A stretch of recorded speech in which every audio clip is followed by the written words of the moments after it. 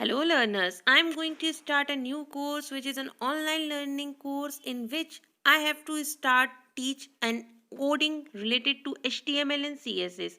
In this, I am starting and completing a website in which the modules are given below, and the course and course duration and the fees are mentioned in the banner.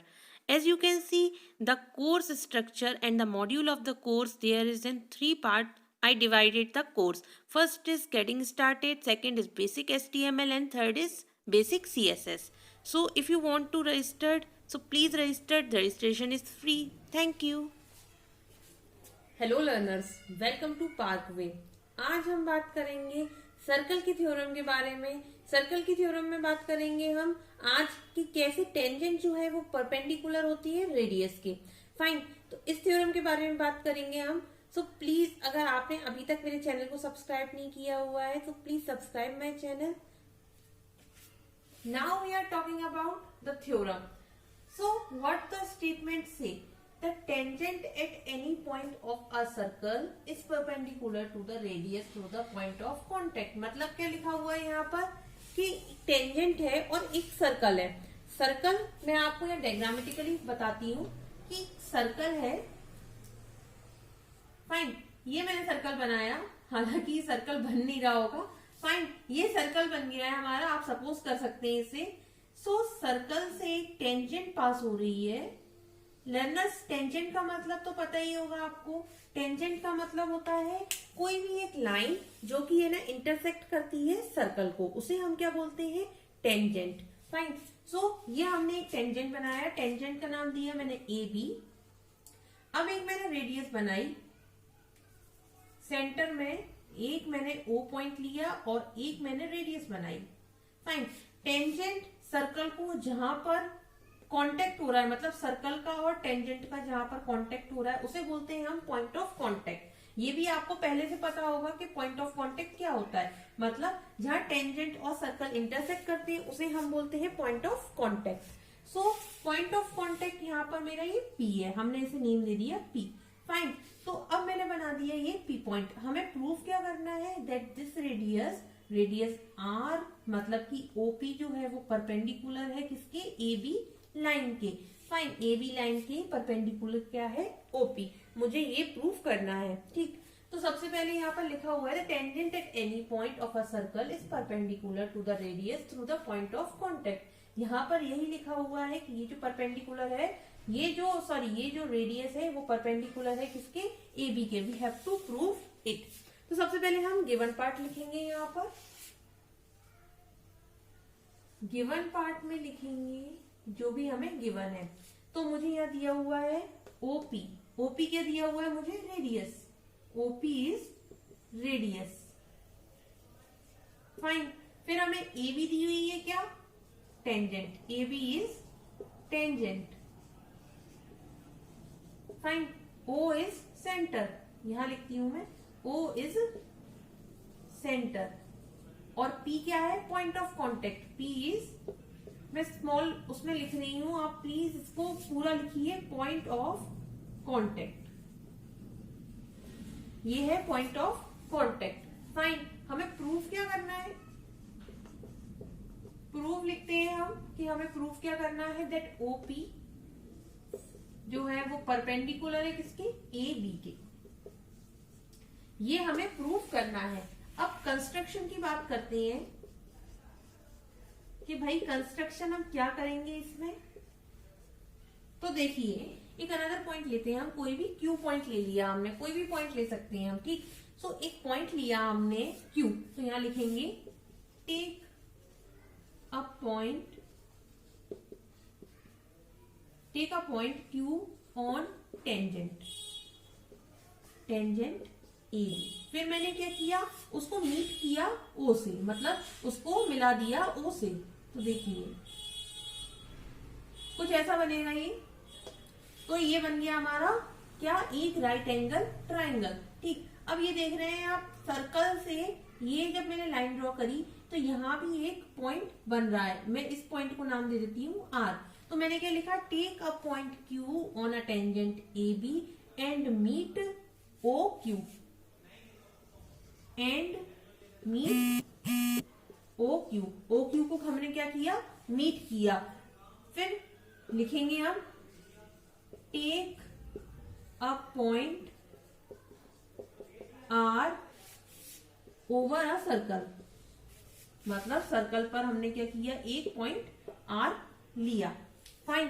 अब हम बात करते हैं इसके proof की। ऐसे अब देखिए, ये कंस्ट्रक्शन तो आपको समझ में आ गया होगा कि मैंने कंस्ट्रक्शन में अभी क्या किया। फाइन। अब मैंने यहाँ लिखा हुआ है प्रूफ में, for OP perpendicular to A B, जो कि हमें प्रूफ करना है कि ओपी जो है वो परपेंडिकुलर है ए बी के। We can also say that OP is the shortest distance on A B. क्या हम ये कह सकते हैं कि ओपी जो है वो शॉर्टेस्ट डिस्टेंस है ए बी के? मतलब कि जैसे कि आप यहाँ देख रहे हैं, एक मैं आपको एक डायग्राम के थ्रू बताती हूँ। ये जैसे कि टेंजेंट बनाया मैंने ए बी, यहाँ डिस्टेंस लिया मैंने, यही मान लीजिए ओपी, ठीक।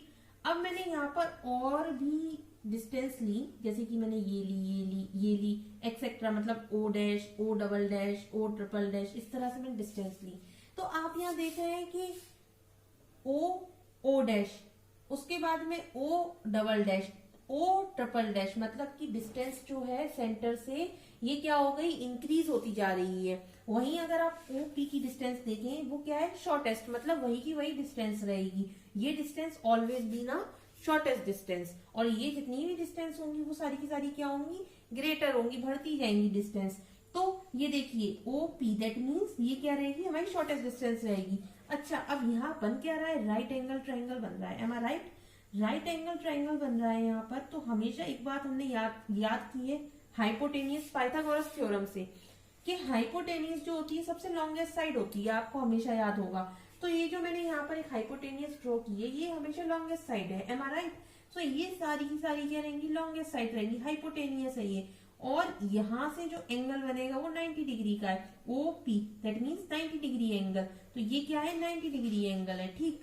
तो मैं आपको सिर्फ कॉन्सेप्ट को रिकॉल करा रही थी। अब देखिए वापस से हम वहीं आ जाती हैं जहां हम थे पहले। तो मैंने यहाँ लिखा है ओपी जो है वो शॉर्टेस्ट डिस्टेंस है ए बी पर, मतलब ए बी पर जो है ओपी वो शॉर्टेस्ट डिस्टेंस है in comparison of O Q. Fine. तो यहाँ क्या लिखा हुआ है, ओपी जो है वो हम इक्वल कर सकते हैं ओ आर के, बिल्कुल कर सकते हैं। ओपी एक रेडियस है और ओ आर एक अनदर रेडियस है। ओपी एक रेडियस है और ओ आर भी एक अनदर रेडियस है। तो क्या हम ओपी को ओ आर के इक्वल कर सकते हैं, क्योंकि इनकी सेम रेडियस है। मैंने यहाँ लिखा हुआ है already, because of same radius. तो क्या हम इसको इस तरह से लिख सकते हैं इस स्टेटमेंट को, दैट ओ क्यू, ध्यान से देखिए, O Q is equals to what, O R and R Q. इसको हम बिल्कुल इस तरह से लिख सकते हैं। मतलब मैंने ये जो पूरी डिस्टेंस दी हुई है ओ क्यू, ये पूरी डिस्टेंस जो दी हुई है हमें ओ क्यू को हम किस तरह से लिख सकते हैं, O R plus R Q, क्योंकि ये इसी का समेशन है। मतलब ये पूरी लाइन जो है वो किससे फॉर्म हो रही है, ओ आर से और आर क्यू से। तो ये मैंने यहाँ लिख दिया। एम आई राइट? अब यहाँ लिखा हुआ है मैंने ओ क्यू जो है वो ग्रेटर है, ओ क्यू जो है वो ग्रेटर है ओ आर से, बिल्कुल सही, क्योंकि ये जो है वो हाइपोटेनियस है। मैंने अभी अभी आपको बताया राइट एंगल ट्राइंगल का फॉर्मूला, तो उससे क्या हो रहा है, ये ओ क्यू जो है वो ग्रेटर है in comparison of O R. O R क्या है, शॉर्टेस्ट डिस्टेंस, मतलब रेडियस है। ओ आर क्या है, एक रेडियस है।